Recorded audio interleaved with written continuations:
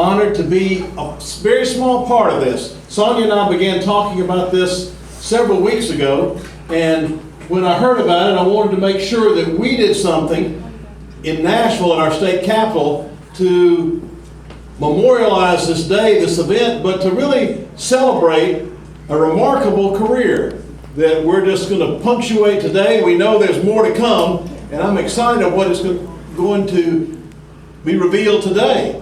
But my wife Terry and I, we just came from a lady's birthday, 100 years old, and we were down in Bolivar, and I said, ma'am, I know 100's a big deal, but I got to get up to see Billy Weir.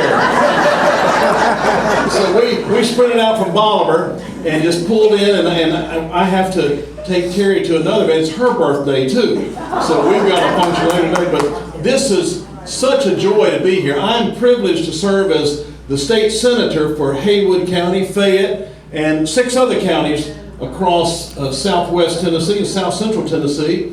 And Billy happens to be a constituent of mine as well as an honoree today. So I spoke with our Lieutenant Governor, Randy McNally, and our governor, and we have a proclamation, a resolution, a Senate joint resolution to present to Billy.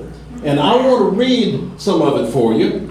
Billy, why don't you come on up here with me and let me hit some of the highlights. Now, there are a lot of whereases and therefores in this, like you're used to in most resolutions. So I'm going to read some of them because as I was rereading it myself, and then as I was visiting with Billy, we had to go down the hall to the men's room, and I heard a lot more about his life right there. A story or two that was a lot of fun. But let me share this with you because it is so remarkable. Whereas it's our privilege to recognize those Tennesseans who are wholly devoted to their craft and enrich the lives of their fellow citizens through their artistic and cultural contributions. And whereas one such individual is William Billy Weir, a drummer, songwriter, recording artist, and author who came of age during the birth of rock and roll, actively helping to shape the genre and forever leaving his mark on American music. And whereas Billy was born in Jackson in 1940, moved to Memphis in 1955 and graduated from Humes High School in 58. During his high school years, he began playing drums with local groups, appearing on Wink Martindale's Dance Party in 1956. And whereas Harold Jenkins, who would go on to adopt the stage name Conway Twitty and became one of country music's biggest stars, saw Mr. Weir on Dance Party and asked him to join him and his band on the road. After his parents agreed, and he told me the story, he's 15 years old, and Conway Twitty had to come to his house and talk to his mama for 2 hours to convince her this would be okay, and he would get his studies in, and his grades would stay up, and he'd be okay. He wouldn't miss school. And after his parents agreed, 15-year-old Billy Weir commenced his musical journey touring through Arkansas, Missouri, Tennessee, and Mississippi, and went on to record with Conway Twitty at Sun Records and on all the Mercury sessions. And he sat in on sessions for the likes of Jack Clements, Bill Justice, and Barbara Pittman. Although he started out as a drummer, he later became an accomplished guitarist after receiving instruction from guitar legends such as Scotty Moore.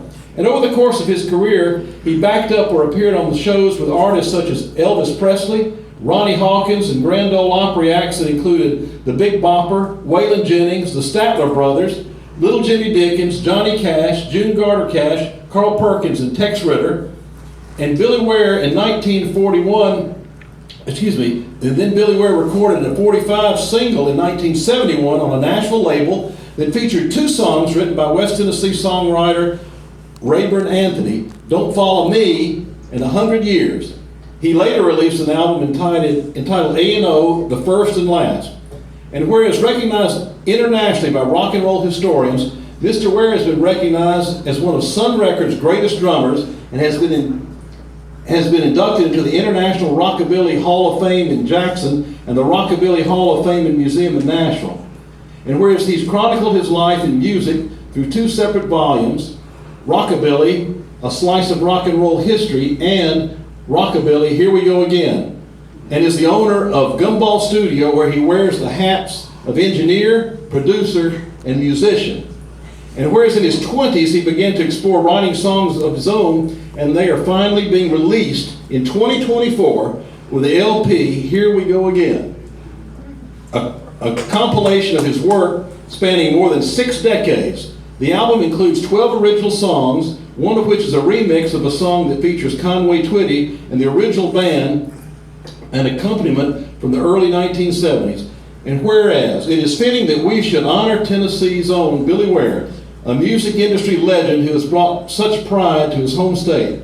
Now, therefore, our Randy McNally, Speaker of the Senate, along with State Senator Paige Walley and Governor Bill Lee, are proud to honor and commend Billy Weir for his outstanding achievements as a musician, songwriter, and congratulate him on this new album release, and extend to him our best wishes for continued success in all his future endeavors. And so it's signed and sealed and suitable for framing.